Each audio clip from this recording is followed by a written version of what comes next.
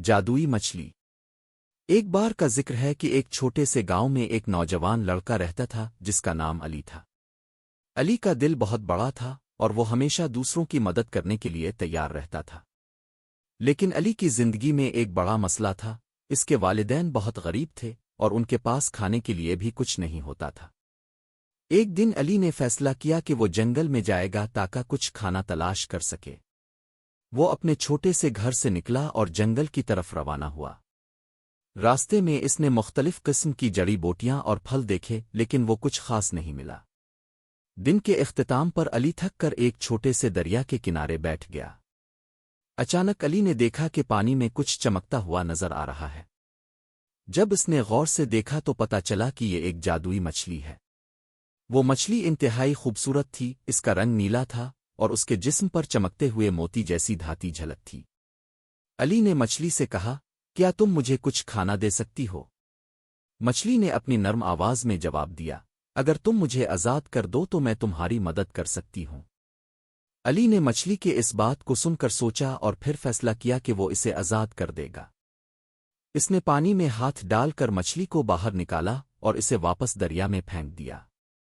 مچھلی نے خوش ہو کر کہا، تم نے مجھے آزاد کر دیا، اس کے بدلے میں تمہیں 3 خواہشیں پوری کرنے کا وعدہ کرتی ہوں۔ علی نے حیرت سے کہا، واقعی؟ تو پھر میری پہلی خواہش یہ ہے کہ میرے والدین کے پاس کھانے کے لیے کافی پیسے ہوں۔ مچھلی نے اپنی دم کو جھٹکا دیا اور کہا، تمہاری یہ خواہش پوری ہو گئی، اب تم گھر جاؤ۔ علی گھر واپس آیا تو اس نے دیکھا کہ اس کے والدین کے پاس سونے کے سکوں سے بھرا ہوا ایک بستر ہے۔ خوشی سے جھومتے ہوئے اس نے اپنے والدین کو بتایا کہ یہ سب ایک جادوئی مچھلی کی مہربانی ہے۔ اگلے دن علی نے سوچا کہ وہ اپنی دوسری خواہش کے بارے میں سوچے گا۔ وہ دریا کے کنارے واپس گیا اور مچھلی کا انتظار کرنے لگا۔ جب مچھلی دوبارہ ظاہر ہوئی تو علی نے کہا، میری دوسری خواہش یہ ہے کہ میرے گاؤں کے لوگوں کو بھی خوشیاں ملیں۔ مچھلی نے مسکرا کر کہا، تمہاری یہ خواہش بھی پوری ہو گئی۔ گاؤں کے لوگوں کو اچانک اچھی فصلیں ملنے لگیں اور ان کی زندگیوں میں خوشحالی آ گئی۔ سب نے علی کی تعریف کی اور اسے ایک ہیرو سمجھنے لگے۔ اب علی کی تیسری خواہش کے بارے میں سوچنا تھا۔ وہ سوچتا رہا کہ وہ کیا مانگے۔ آخرکار اس نے فیصلہ کیا کہ وہ اپنی آخری خواہش میں تمام لوگوں کی خوشی چاہتا ہے۔